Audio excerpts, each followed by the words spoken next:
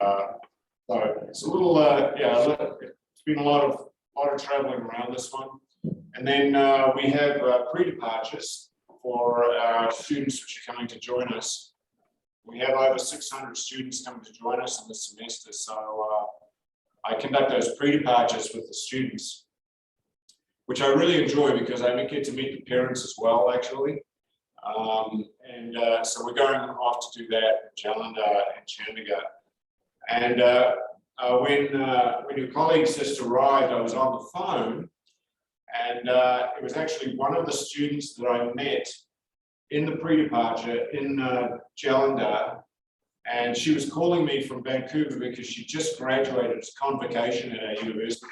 She just graduated, and she had her mother with her, and he wanted her mother to talk to me. So, you know, it was just really nice because that great to see her progress, but that connection was made. So anyway, just a nice moment. Absolutely. Right. So Dr. Manoj, I think that you had a few points, agenda points and presentation to make. So maybe that you can start those points and let's discuss and come on the agenda, please. Thank you, sir. It's a pleasure to welcome you here, and we are honored to have our group vice chancellor joining such a late at the night. Yes. From. And since we have our ambitious plan for Canadian operation in terms of both academic and research, so we are exploring some strategic partners where we have a number of initiatives taken, which can start from a short-term mobility from students. We have a very strong program called Study Abroad program, and I would request my colleague, he is the director for short-term program for Study Abroad program. And then we are also looking in this contribution. There is another initiative, the 3-continent program, where up to 3-month students during their graduation, they stay to work with a foreign university. We'll explain to you. Yeah. And obviously, we are looking for international credit transfer and application. Besides that, we will also be very keen under the new education policy to have a campus on campus, what we call the satellite campus. And need to be discussed. Group vice chancellor would be able to throw light on that, how we can strategically more offering each of those courses, specifically how can MD be forward. These are few important areas and put them in a matter of priority. The idea is to keep things moving at a very quick pace. Yeah. There is a tremendous demand back from students, and we would like to pace up and match those expectations by creating good and mutually rewarding partnerships. So with this introduction, I would now request our Group Vice Chancellor, Dr. Singh, to make his opening remarks and take the discussion forward. Over to you, sir.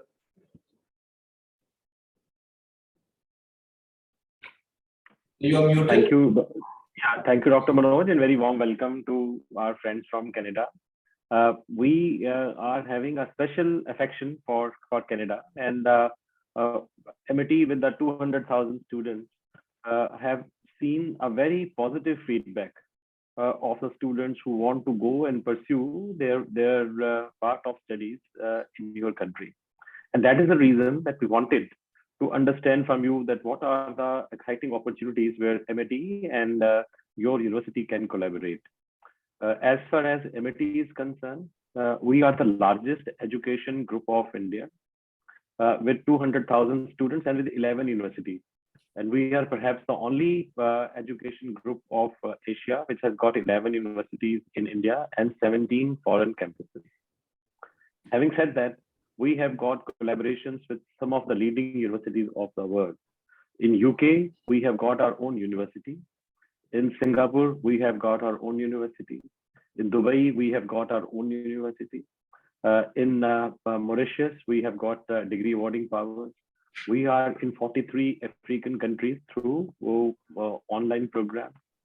Having our presence across the globe and having two campuses in US, one in New York, which is at Long Island, it is 175 acres campus, and another in San Francisco.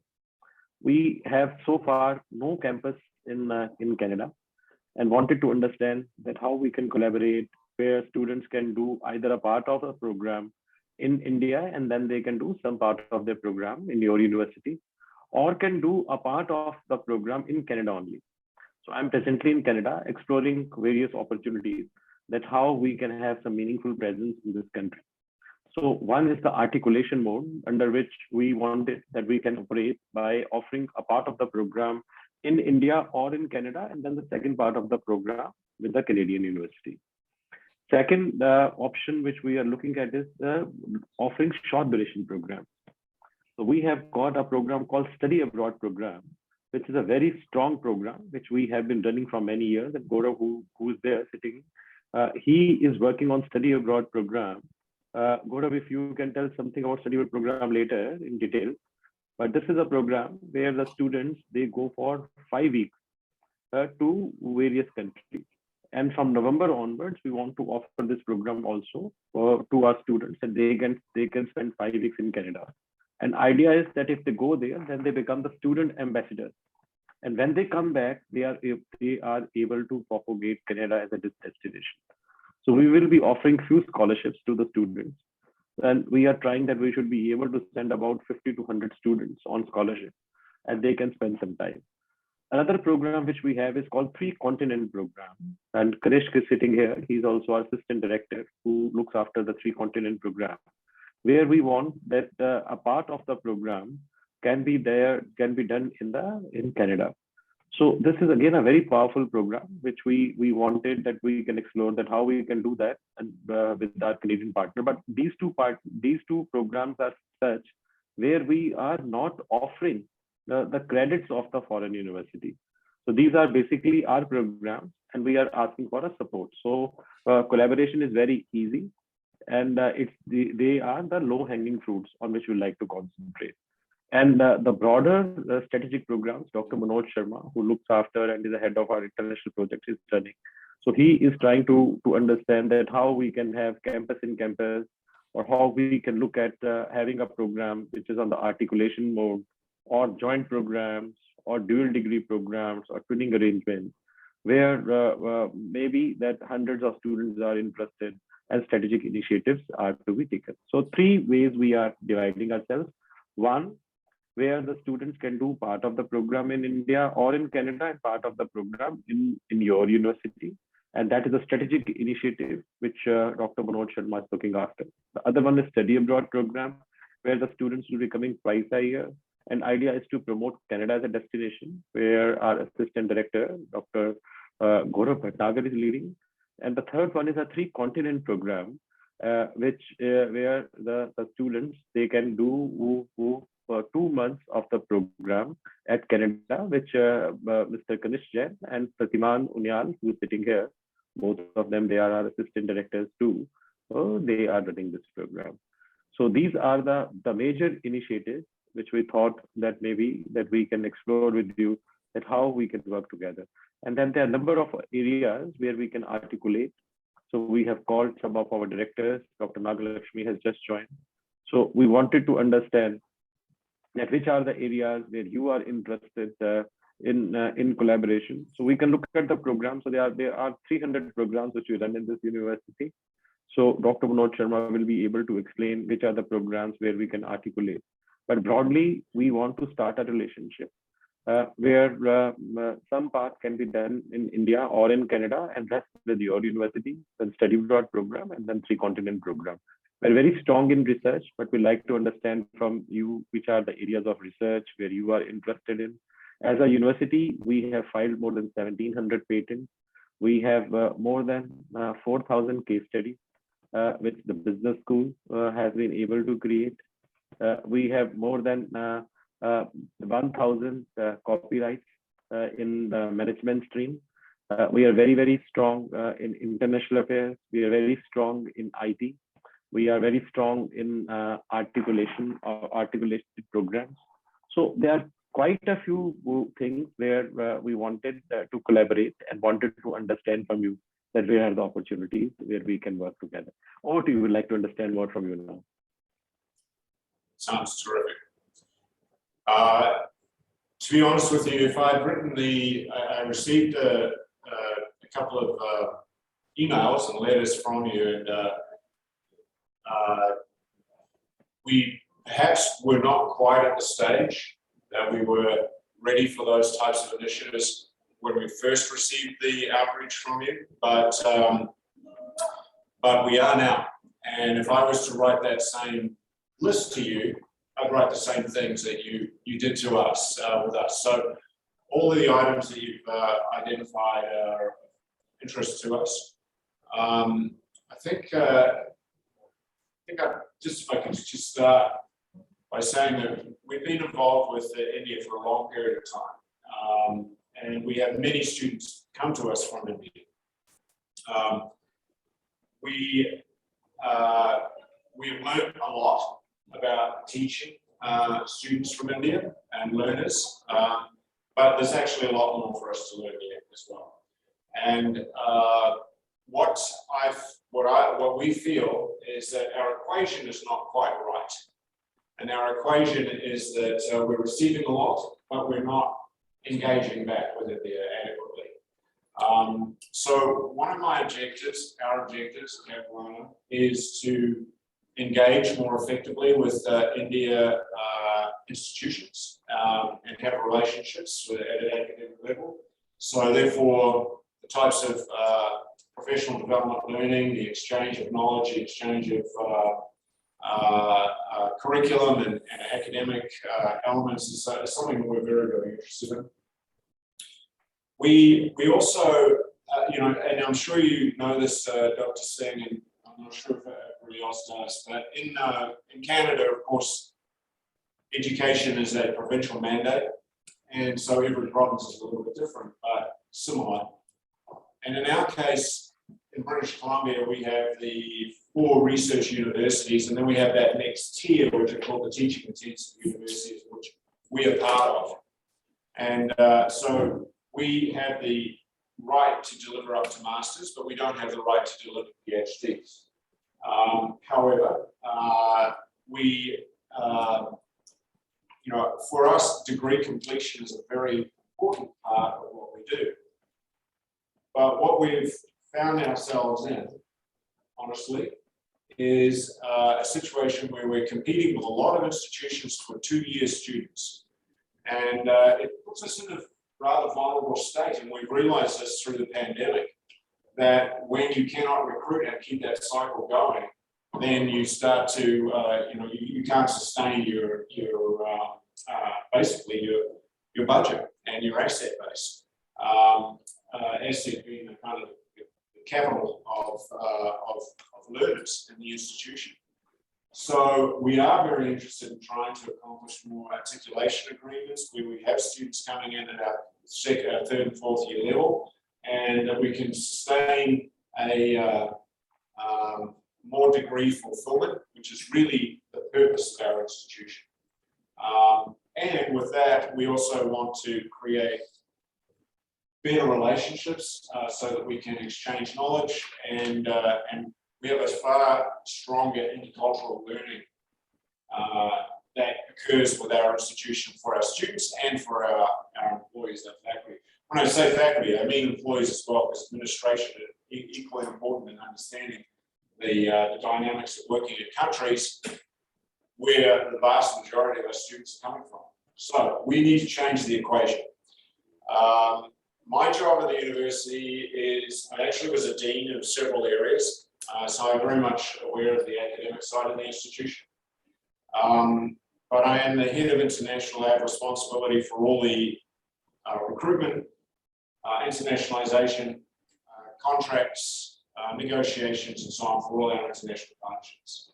So, so we have prepared and written an internationalization plan, of which these are elements which have been approved at all levels of the institution. So we're in a good position to discuss this, and you mentioned you wanted to move assertively or quickly on activities, and we're in that same position ourselves. Of course, what we need to do is I always have to be conscious of making sure our academic side of the house is in coordination with us. And sometimes the academic side of the house is a little different to the business side of and the administrative side of the house as well. So with everything we do, we will make sure that the academic side is reviewing curriculum and engaging and ensuring that they're in strong support. But I would add to that in preparation for this trip, which I am honestly looking around to see what kinds of opportunities there could be to accomplish these goals that I've talked about. And I know of Amity, and that was why I was very keen, and I appreciate the outreach that you had with us before. And so this was a natural for me, and I've been looking forward to this meeting for a long time. But for us, in preparation for this trip, I put things out to our departments, and I had answers from them within 3 or 4 days.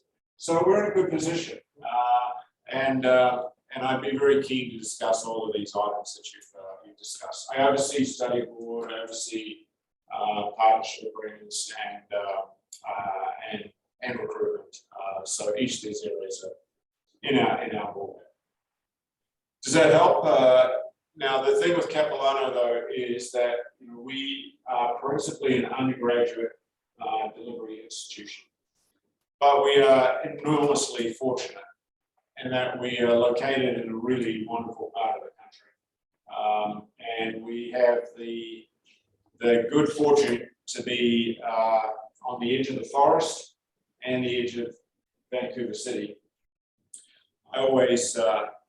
I joke around with the new incoming students, and I tell them that we make sure that the bears have all left the campus before they get on, and generally that's true, not always, generally. And so we're really lucky. We've got a great location.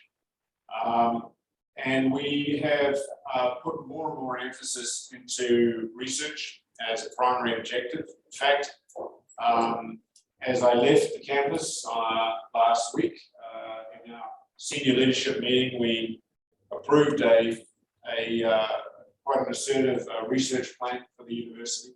So we're well down. We're heading down that pathway as well. And with that, we intend to have more graduate programming not too far away. So that's where we are. We're small in comparison to you. But it's a good institution. I've been there 26 years, and I've had all kinds of jobs. I was a faculty member, a chair of a department, dean of 3 different faculties. I was acting vice president academic for a while, and then I moved over to international. And I'm very, very confident in our university. It's a good place. I come to India regularly. I was here prior to the pandemic, maybe 5 times a year. Many knows, and I personally conducted most of the pre-departures so that to be sure that the students that were coming to us were well prepared and understanding of what they were getting into. In these pre-departures, I spend a lot of time with the parents as well. And one of our exercises, one I kind of enjoy doing the most actually, is about living in Vancouver. And we get the students to estimate how much time it will take them to prepare dinner, go shopping, do the dishes, do their laundry, and then out of all this, how much time they've actually got to study and to maybe do a part-time job and keep the balance right. And not many of them have much idea how long it's going to take to do their laundry. And of course, the parents all think this is hilarious, and they love that exercise as the students try to figure out what it'll actually take to look after themselves. Anyway, that's just an example of the type of work that we do here, ready for coming in. So, Professor Singh, thank you for that introduction, and I'm glad that we're here to discuss this today. Thank you so much. I think that what we like to do is that we like to discuss broadly these 4 areas. So one is the articulation program and how we can start a program and can initiate a discussion. And can we offer a part of the program in Canada, either in Vancouver or in Toronto, where the students can do a part of the articulation program with us, and then they can be shifted to you. The second is our full-fledged program, which can be offered in India or a part in India and part with you. And third is our study abroad program, and fourth are our 3-continent programs. And then we can shortlist the areas where you want to work. I think that we need to have some broad understanding on the model which need to be followed and the financials which are involved. And it is going to take some time, but I just thought that I should initiate the discussions, and then the very able team of International Affairs Department and our directors are there. They will be able to discuss. But it was such a privilege to speak to you. Please carry on your discussion. But I just wanted to say you hello and welcome you to everything. Thank you so very much for joining. Thank you very much. Thank you. Dr. Manoj, maybe that you can, yeah, you can now lead the discussion and let me know at the end that if any inputs are required. But our pleasure to welcome you once again. Thank you. Thank you, sir. Try to create a model, and let's then make an action plan. That's what needs to be followed up at our end. Thank you. I would like to thank Professor Gurinder Singh sir for inviting me for this and giving me this opportunity. I'm Professor Nagaraj from International Relations and having this appointment. So thank you so much, sir, for giving me this opportunity. So I went through your website, and that I could see that you were talking about interdisciplinary studies and international management, which would be more applicable for us, for our students. There would be more interesting. So I would like to know more about it. And secondly, I saw in your website about 4-month certification program. I would like to know more about it. If the students can opt for it and how this is going to help the students in bridging the gap, that gap that we find between your course curriculum. How this will help. So this is helpful. So I would like to know more if you can. So your first question was about the management programs, is that correct? International management and interdisciplinary studies. These are the two things that was more familiar with our structure.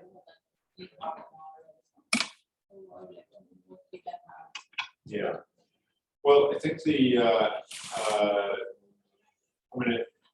from the management perspective, we have a Bachelor of Business Studies, which is of course a 4-year program. I can't remember the name of the accreditation. It's the standard accreditation business programs in North America, the ACBSB. I think it is. So we're accredited there. It's one of our largest degrees for us. For us, largest. We have about 1,000 students in that program at the time.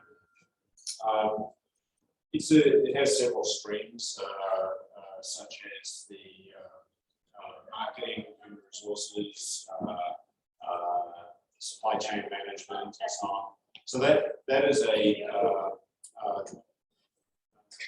that degree we have at various times about 8 concurrent intakes in that program. But so we are very interested in trying to have more students at 300 or 400 level of that program, because we have ended up with very large numbers of students doing the diploma and maybe not continuing on into the degree, because it's a benefit, but it's also a challenge for us, the postgraduate work that has students just want to do 2-year programs. So keeping them in the institutions is quite a challenge for us. So I'm not sure more that I can tell you about that bachelor's degree, except it's a very all-encompassing degree that fits very well with most other management. We have a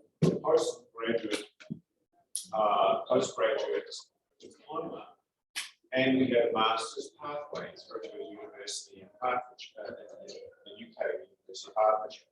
During COVID, we put that on hold because people didn't want to go to 2 countries. So we're actually holding that program right now and actually deciding what to do with it. We have a postgraduate diploma, first year of masters, which is on our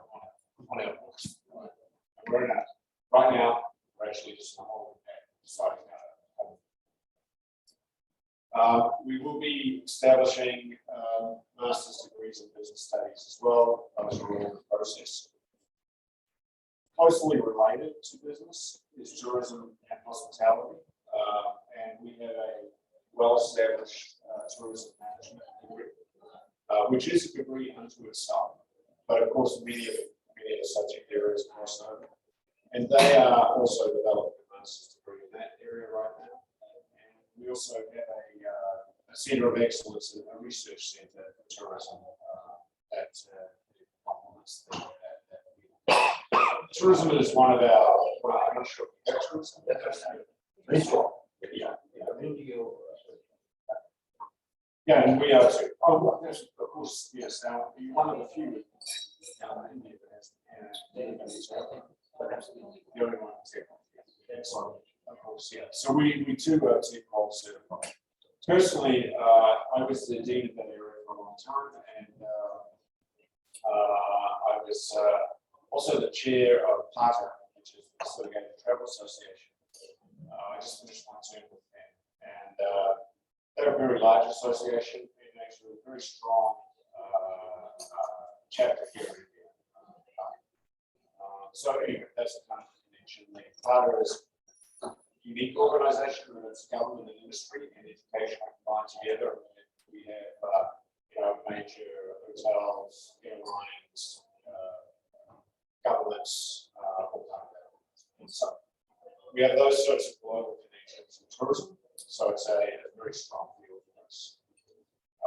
In terms of interdisciplinary, we had a Bachelor of Liberal Studies.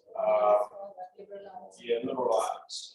And we moved that into interdisciplinary studies. So we have a lot of, it was really a degree designed to accommodate personal interests.